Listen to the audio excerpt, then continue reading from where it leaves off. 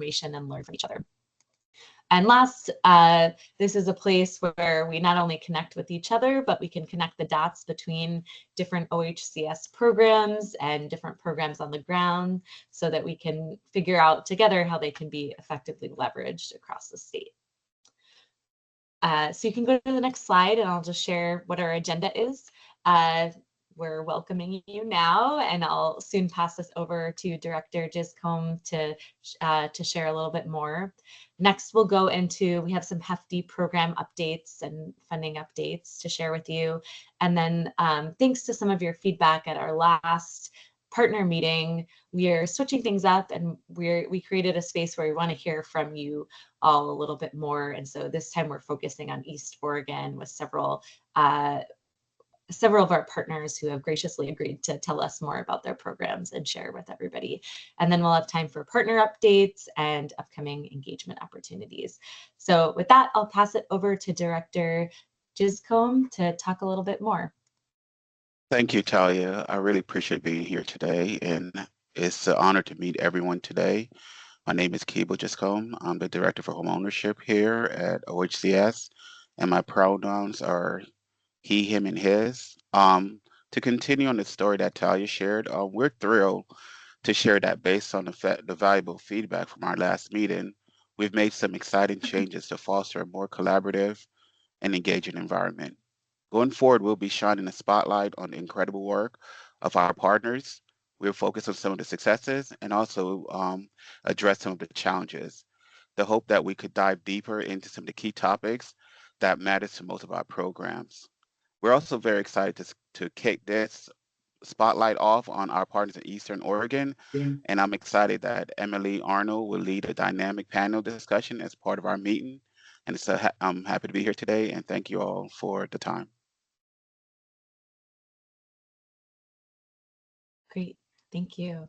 And before we go into our program updates, I just wanted to share one agency update, and that is that many of you, or all of you, should have likely received our the announcement that our agency request budget is out as of yesterday. It was posted to our site.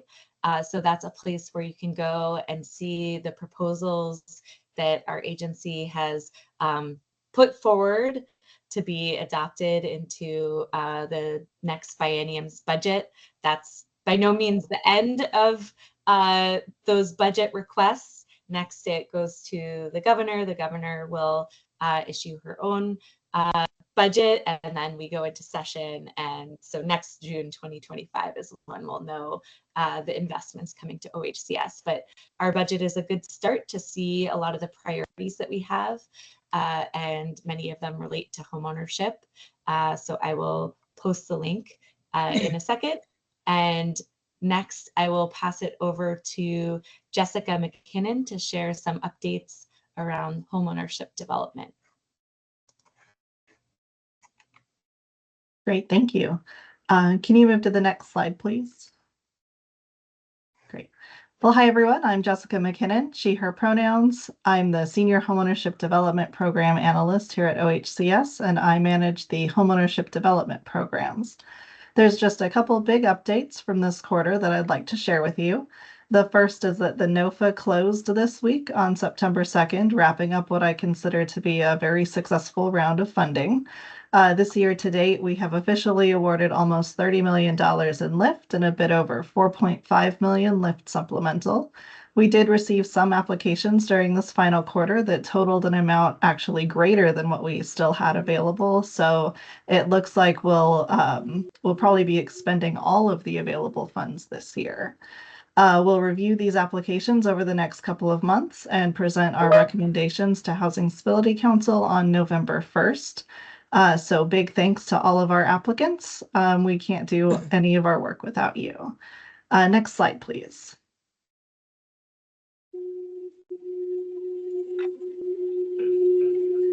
With this NOFA now wrapping up, we've also begun planning for next year's NOFA, which means lots of public engagement sessions.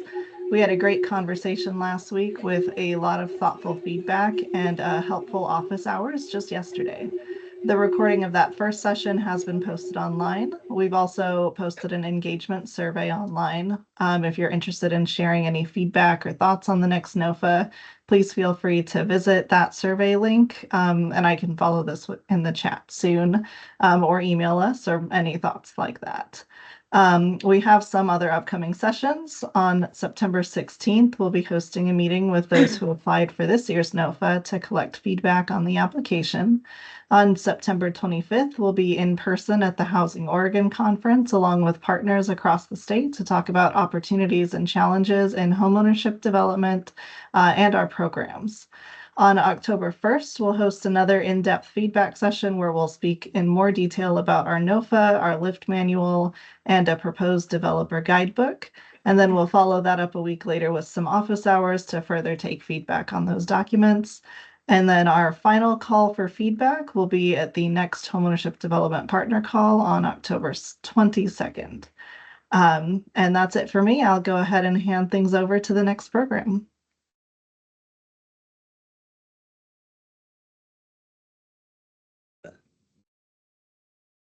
Thanks, Jessica. Hi, Alicia Howell. I manage the homeownership programs for HOPE. And I just wanted to share some fabulous news about our down payment assistance program. With our 21 grantees, they have dispersed 343 households receiving down payment assistance as of from February last year through March of this year. And that is about an average of about $30,000 per home buyer. And from that, 54% of those households were first generation home buyers. And of the 343, 65% were households that identified as a person of color. So far, we've dispersed over $12 million with an estimated close to $10 million that's still remaining that'll get dispersed out before the end of the program. And as you can see, the average purchase price throughout the state was just over $316,000. And then we have several organizations that have funding specific to veterans, and they awarded a total of $350,600 to 15 veterans. So this is great news, and we appreciate the support and all the work that our partners are doing to get this money out and to get those 343 households into their dream home. Talia? Great. Thank you, Alicia. And thank you to all our partners who are serving those home buyers and getting the funds out there in the community. It's really exciting to see all these new homeowners out there. So part of our HOPE program is also Restore Health and Safety, which is the second bullet here, but I'll just back up and share a little bit more about how HOPE is structured. HOPE, or Homeownership Assistance Programs, is we receive revenue from the document recording fee, and that revenue is split. 25% goes to veterans, 75% goes to our general HOPE program. And under our general HOPE program, we have many different categories of funding. So we have down payment assistance, we have our home ownership centers that we fund. We also have a program called Restore Health and Safety, which you see as the bullet here. And then we've also given those funds out for training. And we've come to this meeting a couple times to say we're working on a request for applications or an RFA for the Restore Health and Safety program. So this is our program that funds home repairs and modifications that improve health and safety of the homeowner. And also just doubling back a little bit, for the veteran funding, that 25% of our HOPE document recording fee funds, we've typically split it into down payment assistance and Restore Health and Safety. But we did a partner engagement in February and heard from you all that it makes sense to just combine those funds. So now we have about $5 million in veterans funds, which we're going to release in this next RFA, request for applications. So funding will be available for partners that want to serve veterans with down payment assistance or home repairs, Restore Health and Safety repairs. However, we will not have funding for the general HOPE population. So we will only have funds within that RFA for veterans. We have seen, and many of you are aware of this issue, but we've seen a decrease in document recording fee revenue. This biennium, we received about 40% less than what we expected in document recording fee. And since we have outstanding contracts with 21 down payment assistance providers and 15 homeownership centers, we've made the difficult decision to allocate funds to those existing contracts. So making sure that our existing commitments are made whole and not awarding it for this new purpose. And I know this is a bit disappointing, but we also know that there's other funding out there for home repairs through the Oregon Health Authority, through HUD, and those are currently being awarded. And as you'll see in the agency request budget that I posted the link to, we do have an ask out for down payment assistance, which will enable us to keep that program going. And we're still working on a solution to continue funding for the homeownership centers once those contracts end. So there won't be Restore Health and Safety for the general population, but there is an RFA coming out for the veteran population for Restore Health and Safety and down payment assistance. And we expect that RFA to come out around November.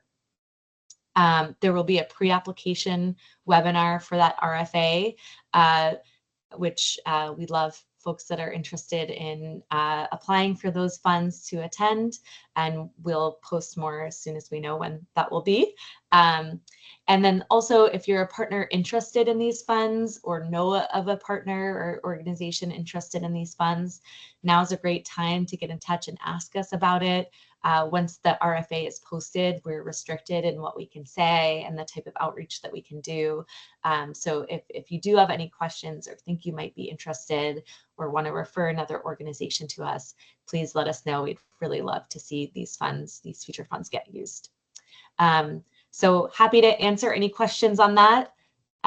Otherwise, maybe I'll just leave a couple seconds in case anybody has questions, and then I'll pass it over to you, Magda.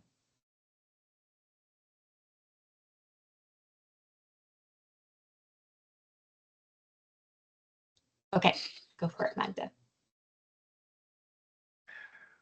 Okay, so hi everyone, good afternoon. My name is Magda Bejarano, and I'm just going to share right now a little bit about the language access and community outreach grants. This is funding that our division received a few, let's see, we received it for the first time in 2021, and the program is called Racial Disparities in Home Ownership. I think these funds reflect the will and the need for our community to be, or for more people in our community to be able to access and learn about the different homeownership services that exist throughout the state. And one of the ways to close that racial disparity gap is to mitigate language barriers and to do outreach to communities that traditionally don't access programs or are not aware of the programs that exist. So this is the second time that we are able to distribute these funds. And I wanted to share with you a list of the organizations that will be doing really important work throughout the state to make sure that the services that they provide for homeowners and home buyers are available in other languages, that their websites show content in languages that reflect the diversity in their communities, and that they are reaching out to just communities, populations, areas where they haven't been able to traditionally be present because of barriers in outreach capacity. We have a really, really good group of grantees. As you see, we are not covering the entire state, so that continues to be a challenge for us to just continue working with our partners and organizations in those counties that don't have coverage or these grants available, but we are really happy to be able to support this time the work of a very diverse group of grantees that includes some of the homeownership centers, there's other organizations that provide housing services and opportunities. There are some developers in the list of grantees, and there's also organizations that serve owners of manufactured homes, which is also really great because those services are critical for that community, which is also very diverse. This group of grantees will be working for the next year and a half in, as I said, updating some of their materials, taking their services outside of the office into the community, and just doing general outreach. The last round, the first grant that just ended last year, had really good outcomes for the participants. We are continuing to learn how to structure the program better and how to capture outcomes so that we can share soon, like in coming up how this is impacting our community. But we appreciate the work that these organizations are doing. We just wanted you to be aware. If there's any questions or any recommendations, or just want to have a conversation about how your services, your program can better reach more people in your community, and just how can you mitigate the barrier, the language barrier that some people face, I would love to talk to you. So I think that's all I have for this part, and I can pass it on to the next person, is Ryan from the HAF program. So Ryan, if you are here. Yes, thank you, Magda. Hi, everyone. My name is Ryan Vandenbrink. I'm an assistant director and manager of the HAF program, the Homeowner Assistance Fund. It's a pandemic relief program that helps homeowners catch up on their mortgage payments, and for some will make ongoing payments to increase stability. I'm here to share an update, and we are closing the program down, so I wanted to share some more information about that with the partners at this meeting. We have spent, as of this week, over $61 million on homeowners, helping over 2,300 households across the state maintain homeownership and avoid foreclosure. Like I said, we are starting to wind down the program. We're down to our last $6, $7, or $8 million, depending on how many of the current applications are approved and funded. So we are planning to stop accepting new applications about October 15th. We can still help about 300 or 400 households, we think, at the average award.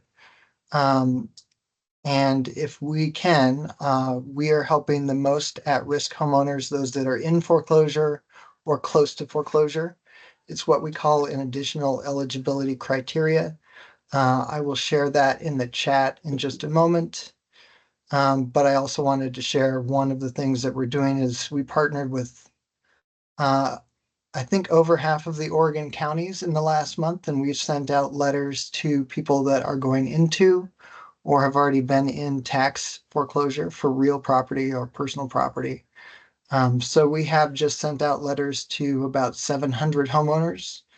We're really hoping to get the last 300 or 400 people in the door in the next month. So we're working really hard.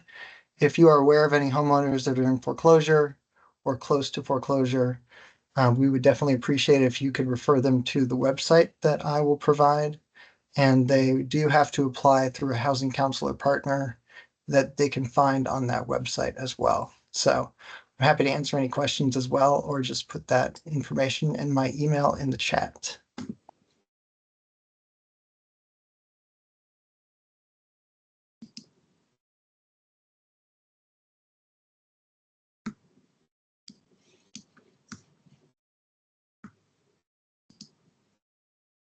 Any questions for Ryan or Jessica or Magda or Alicia?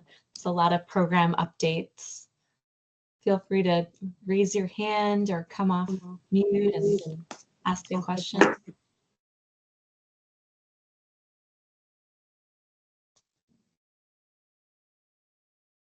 Quaylen, go for it. Yeah, just had a question regarding this homeowners assistance fund. They apply with the housing agency. Do you approve it? Does the housing agency approves whether or not they will qualify or not? Because yeah.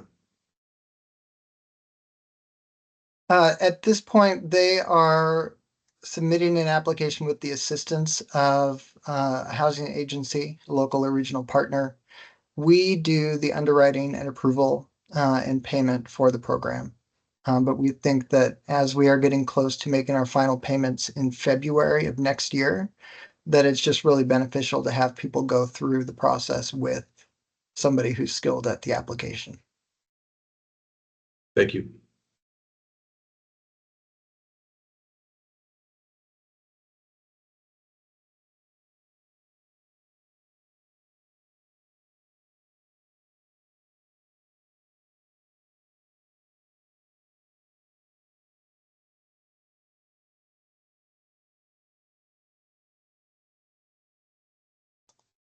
Any other questions about these programs? Great question, Quaylen.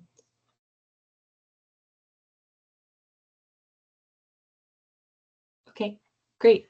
Well, feel free to reach out to any one of us if you think of anything after this call, or post it in the chat during the next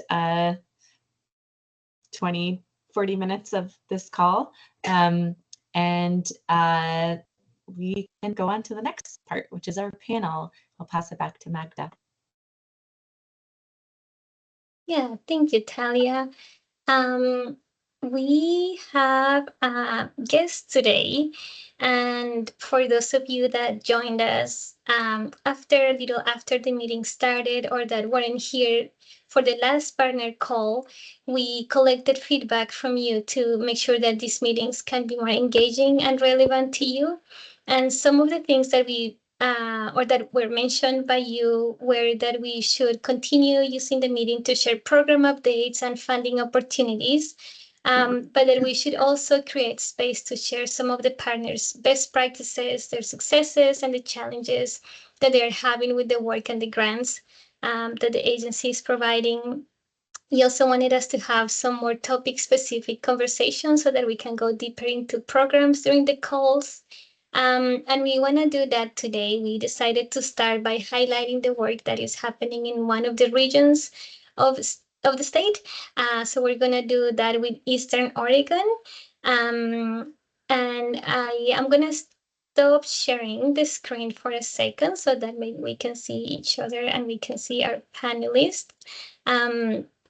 But today we have Claudia, Susie, and Thomas from 3 different agencies.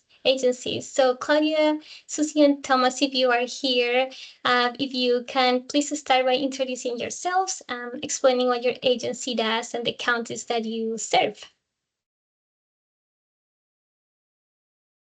I can start. Sure, I'm here. I can. Oh, go ahead. Oh, go ahead, Thomas.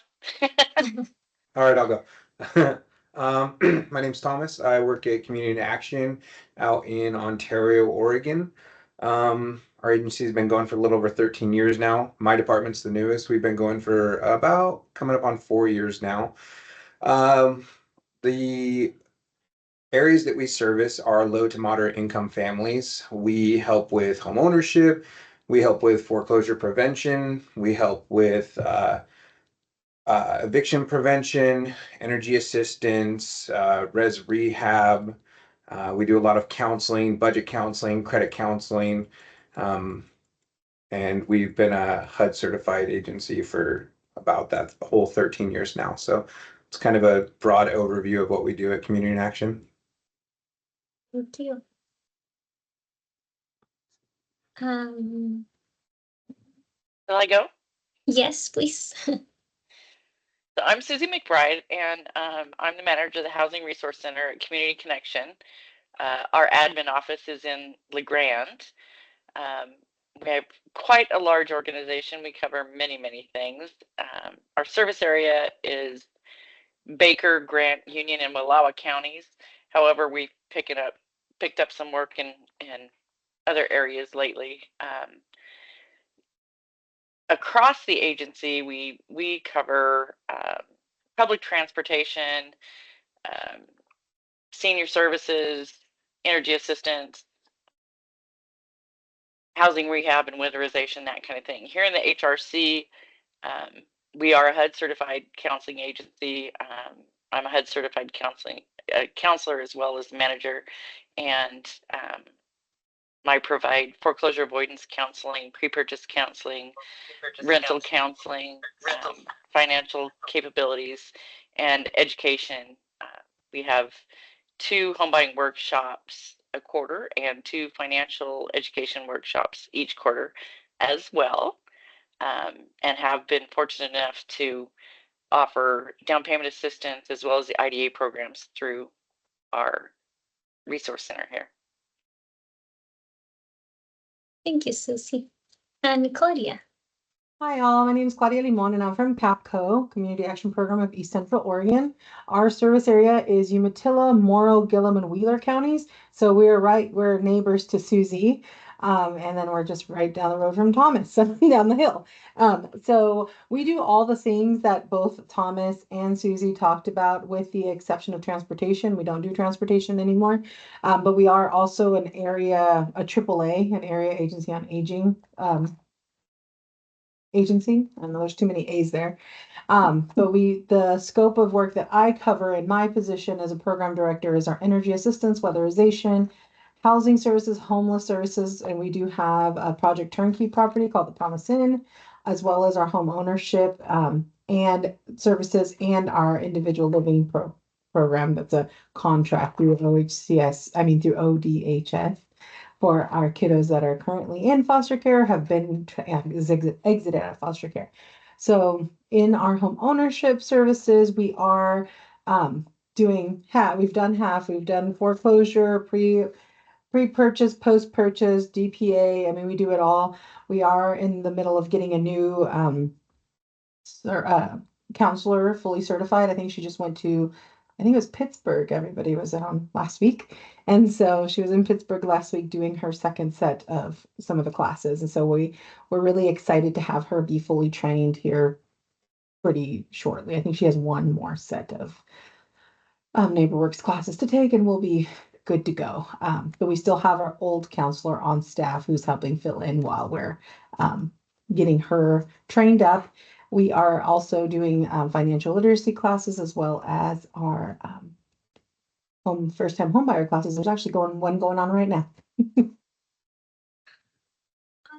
Well, thank you for that introduction and kind of overview of your agency. We wanted to ask you just to share some of the successes that you have experienced in providing services in the areas that you serve.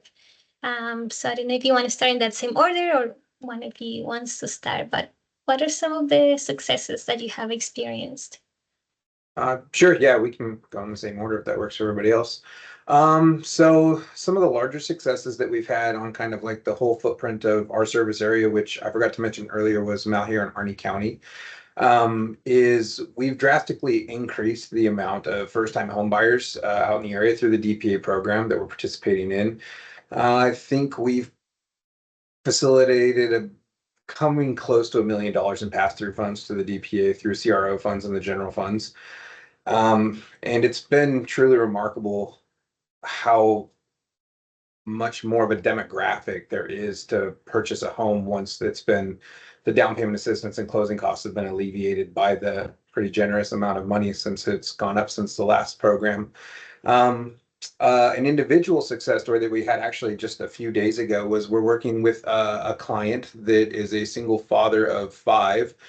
And when our pre-purchase counselor began working with him, he had an original DTI of 43%, which is pretty high. And so after multiple counseling sessions, multiple meetings, digging into several different strategies, we were able to help him reduce his DTI down to 35%. So much, much more manageable. It creates a lot better chances of sustainability throughout the the life of the mortgage, and it also frees up quite a bit of his money.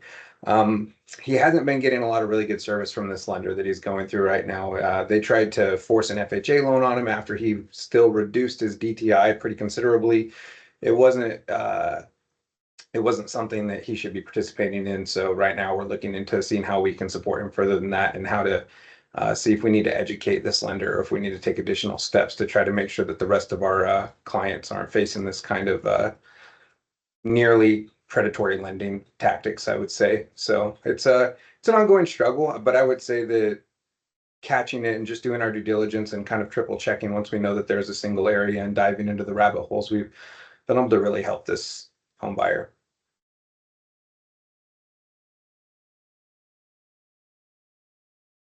So we work with IDA funds as well as the down payment assistance funds from Hope, and I just feel like we've had a really successful round this time.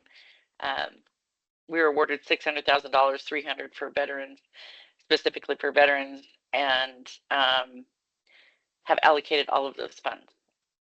That's a struggle. So we've had several veterans already close on homes. Just most recently, single disabled mother bought her first home, her and her two daughters, veteran, and just was absolutely life-changing event for her. And likewise, on the civilian side, we recently helped a disabled young man on a fixed income in a situation that really, in the beginning, the thought was, how on earth is this person ever going to be able to purchase a home? He was he was on Section 8 in the self-sufficiency program, so we got his mortgage subsidized, and we're able to get him into a home. And it just really touched my heart. His biggest thing was, I want a house so I can have a puppy. And I think that was the first. I don't think he moved furniture in or anything. He went and adopted, rescued a dog, and moved it into his house. So those are the successes that really touch the heart, and encourages us to work as hard as we do, and think outside the box.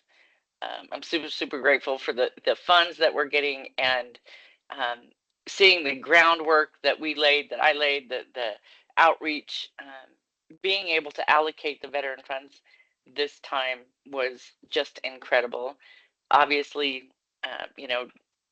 general public funds are usually spent before we even get them, but I'm super excited to be getting some veterans in homes for the first time.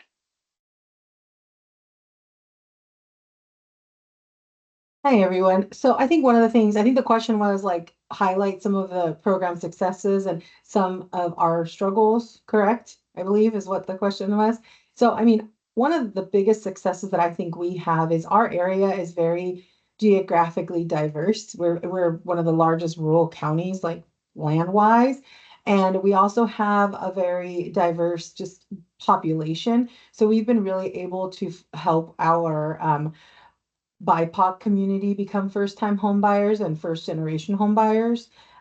Those that are, a lot of these folks we have our counselors, I'm sorry, let me start over. Our counselors are both bilingual, bicultural, so it's been very effective to communicate with some of our first-time people who want to buy homes, but they don't know the language. They can fall into predatory situations, just like Thomas mentioned, but we have counselors that understand and can explain it in layman's terms in both English and Spanish, which has been very, very a positive experience for everybody. So we have been able, I think, through all of our DPA funds have been allocated for the majority. I think we have like one more that's coming out. But we have really focused on making sure that we're targeting our culturally specific communities as well. I think one of our biggest challenges, if we want to talk that right now, is because we are a very diverse geographic area. It's from the gorge all the way, it's pretty big.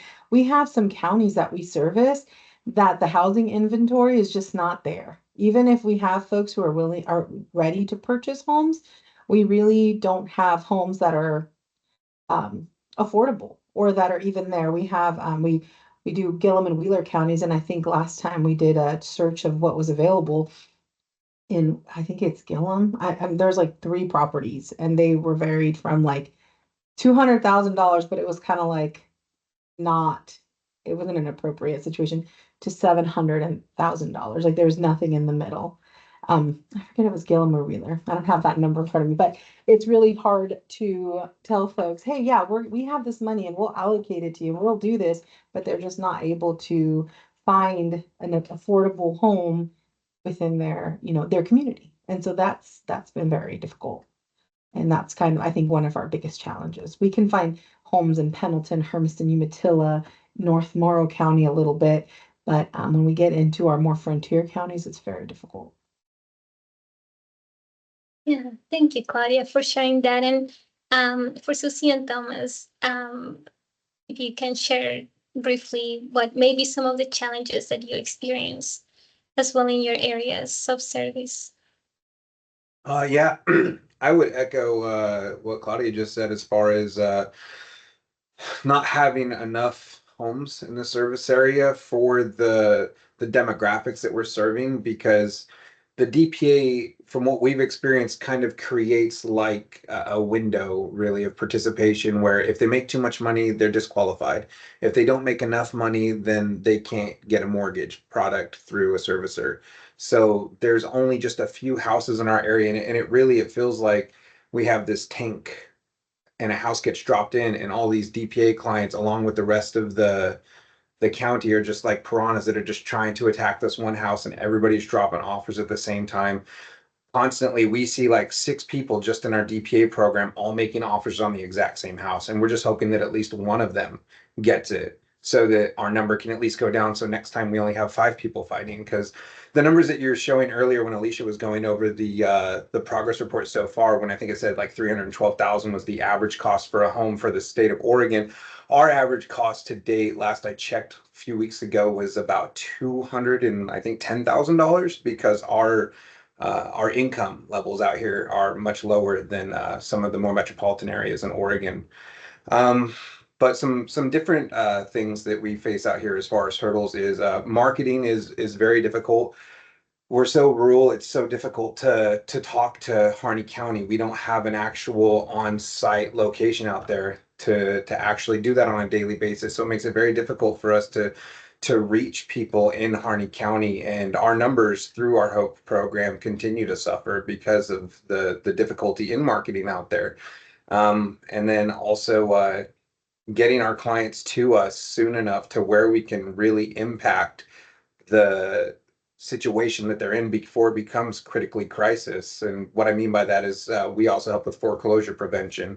And if they get to us 5 months down the road, there's a lot less resources available to them to salvage their situation than if they get to this the moment that they notice that they might be going down a path that they can't afford to sustain anymore. Great point made, Thomas. We just launched um, or are in the process of launching a campaign for foreclosure avoidance. That's a huge issue. Is if we could get people in the first hour rather than in the last, it's much easier to come up with a loss mitigation solution. We too, our area is very vast. Both we have 2, Baker and Grant County, our frontier counties also. Inventory here is minimal. I think our median price in Union County recently, I just had somebody purchase in Union County, is around 280, 287. So, less than the metropolitan areas, but high for us folks out here that don't make as high a wage. And the challenges are that low income, the low inventory. Our coverage area is vast, and inventory is low as far as homes to purchase as well as rentals. So both in pre-purchase and foreclosure work. Unfortunately, with HAF funds going away and no other mortgage assistance funds available, we're seeing people that are going to have to transition because of their situation. So it's like a double-edged sword. It's like, well, I can't afford my house, but there's nothing to rent. Or, rents being as high as they are, can't afford a house payment, but I can't afford a rental either. So those are some of the hard scaries that we look at, and the heavy conversations that you have to have with people. Um, where do you point them? It's uh, it is difficult with that low inventory across the board. But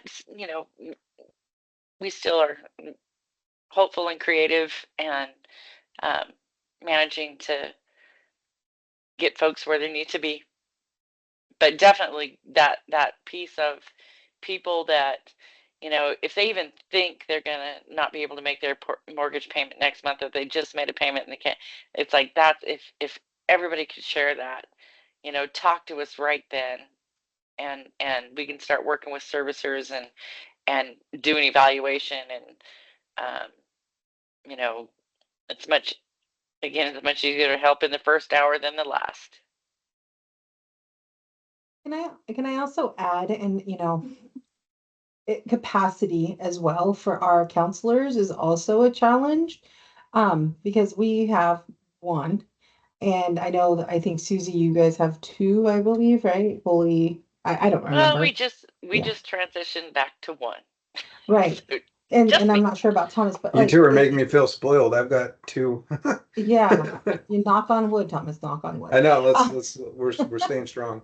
Yeah, and so having the capacity, because you don't hire a counselor that has, unless you find like a unicorn, right?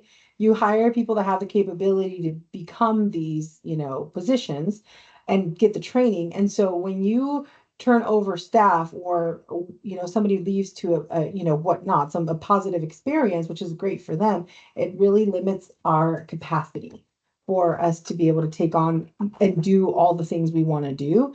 And just having qualified or appropriate applicants is very hard in rural Oregon, because of, again, wages and just the population size here. We don't have such a strong workforce pool, you could say, to pull from.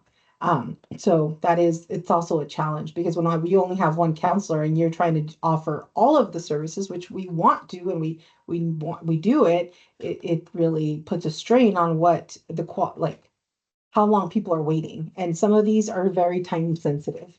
And so we try to prioritize that way to make sure we're not missing any deadlines for families or whatnot. But just the capacity of what we can take on, and also considering grant limitations, right? Like, I wish I could hire 4 counselors and train them all at the same time and do all amazing things, but we have to work in those capacity limitations as well.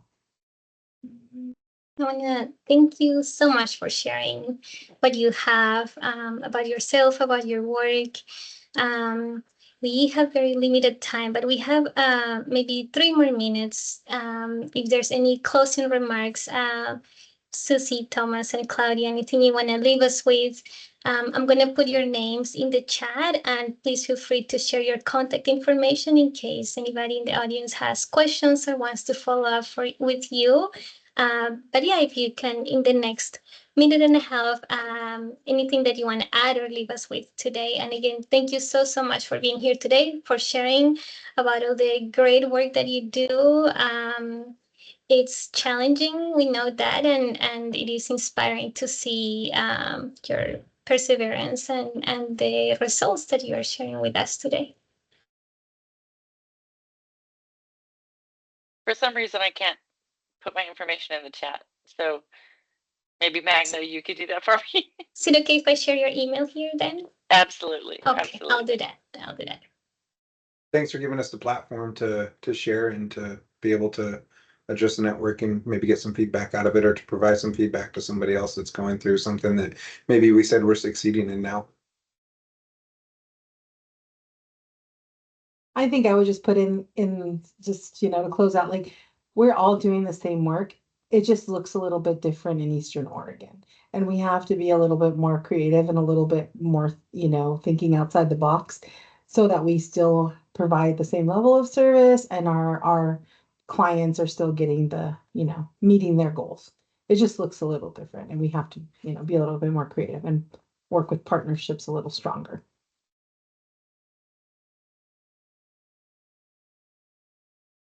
Great. Well, thank you again so much for your partnership, for being here today.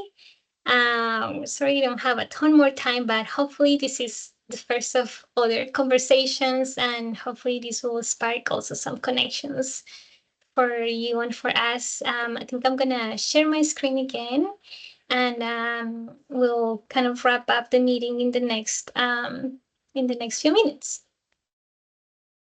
Great. Thank you, Magda. And thank you so much, Thomas, Susie, and Claudia. That was really, really great information. So thanks for being willing to share. We wanted to open it up to partner updates. And I see, Quillen, you are on camera, so I might call on you first. I know that you have some exciting updates in your world. Do you want to share some updates? Yeah, I'm Quaylen Carter, the Community Lending Manager for Oregon and Southwest Washington. Super excited, one, to be here and to hear the good work that folks are doing across the land. Umpqua is, we're getting closer to launching a program that kind of got initiated through our community benefits agreement, but it's our legacy builder program, a special purpose credit. More to come if you're going to be attending the Housing Oregon conference.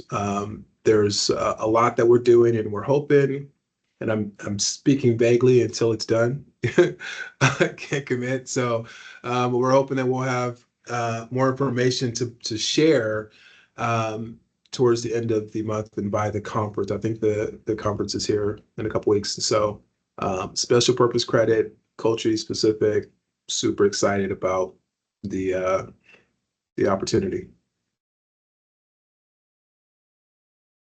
Thank you. Do you also have a moment to share a little bit about the unlocking Homeownership Unlocked event? The Access Unlocked. Yes, that event on September 14th. Here in the great state of Oregon, we finally have representation through our real estate affiliate organizations, ARIA, which represent the Asian American community, and NAREP, it's the National Association of Hispanic, well, they represent the Hispanic group, so forgive me, I don't remember the whole acronym, and NAREP, National Association of Real Estate Brokers. ARIA is hosting an event, a really special event on September 14th that will, that's very intentional to provide language access to those that might be getting left out. With regards to communication, there's going to be there's a charge to get professional practitioners in the room to be able to speak the languages that the community speaks, from all various types of languages, primarily focused around the Asian community, but we'll be representing Hispanic and Latino, and also just all the diverse segments. But this is primarily segmented around the Asian community, and that's going to be September 14th. I could drop a link in the chat for more information on that, but super excited about that happening here in Oregon. Thanks so much for sharing. Brian, I see your hand up. Hey everyone, Brian Hoop with Housing Oregon. I was hoping I could say a little bit more about the conference, the Housing Oregon conference coming up on September 24th, 25th. The information is on our website, housingoregon.org/conference. Actually, right now it's waiting list only because we think we're almost at capacity, so we're scrambling and trying to figure out how we can make room for more people. But I related to homeownership issues, I did want to let folks know that our Tuesday, September 24th lunch and plenary speaker is Tony Pickett with Grounded Solutions Network National Group. He's the CEO of that organization, and he's going to be talking about community land trusts and other housing models and policies as pathways to expanding homeownership. So I've heard him speak before. He's a pretty amazing guy. And for those who are interested and can't come to Portland for the conference, we do have virtual registration available as well. So if you're interested in coming to the conference in person, I encourage you to sign up on the wait list, and we'll try and see what we can do to get more people in. And then there's room also for the gala event, the Leadership Awards event, that Tuesday evening on the 24th. Alina Harway with the nonprofit Housing Association of Northern California is going to be speaking. She leads their narrative project, and they're doing some pretty innovative work on messaging and developing narrative for the nonprofit sector to kind of help build your visibility about the progress, the benefits, the successes the nonprofit sector is having with creating more housing and providing more services for homeless individuals. So that's something I know we need to do more of here in Oregon, is how we tell our own story and toot our own horn as an industry. Thank you. Thanks, Brian. Any other updates from partners out there?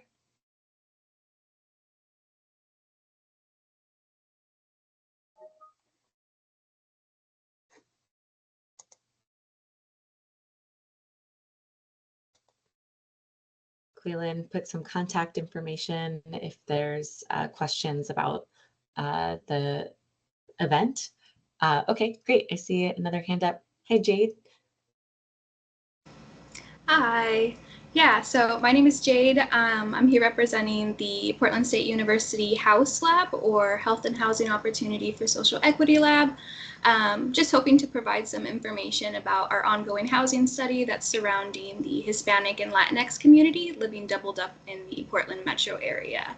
So we're looking to interview adults that identify as Hispanic or Latinx that are living doubled up, which for us meaning living with one additional person in your household who is not your partner or spouse and not your child under 25 years of age in the Portland metro area. Homeowners are absolutely eligible if they host roommates or family members doubled up. However, we are mainly interested in interviewing homeowners who are living doubled up for housing cost reasons. Participants will undergo an initial survey and a first interview to discuss topics of housing, financials, living situations, health status, and other potentially uncomfortable topics. And then a year later, we'll reach out for a secondary interview just to go over the same topics and to see how things have progressed, worsened, or just identified needs. Participants will also receive a $50 gift card for their participation in each interview, and our team can accommodate Spanish and English-speaking individuals. I can go ahead and drop those flyers, 2 flyers that we have, and then some contact information if you have any questions or just more interest in our study. We're pretty responsive. So yeah, try to make that quick, sorry. Thank you for sharing.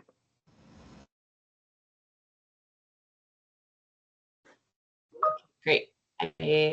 Brian, did you have another? Oh, you put your hand down. Oh, Brian, did you have something else you want to say? Or is that still a hand up from before? Okay, I'll assume. Sorry, hand up from before. I'll take it down. Okay. Great. Well, I'll close us out with some just upcoming events or more opportunities for engagement with OHCS. We are having an agency-wide event, Fair Housing for Aging Populations with actually this is through the Fair Housing Council of Oregon, September 10th. As Jessica mentioned before, we have several homeownership development engagement sessions coming up, and we are really looking forward to receiving feedback from our partners around some of the changes we're making to LIFT and homeownership development in general.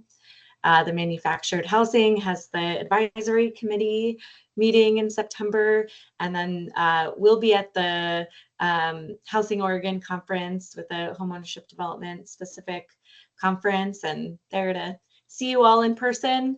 And looks like some of the other events mentioned here are listed on this list as well. So thank you so much, everyone, for coming. Our next quarterly homeownership call will be in December. We'll probably be choosing another topic similar to how we focused on Eastern Oregon today, since our HOPE RFA will probably be out. I'm hoping maybe we could focus on veterans. So if anybody has some expertise in outreach with veterans, we'd love to chat with you and prep for that call. And if anybody has any other feedback about these calls and how they can be structured better, please reach out to me or Magda. And thank you so much for everybody who joined today and sat with us through this hour. It's great to see everyone here. Have a good rest of your week. Bye.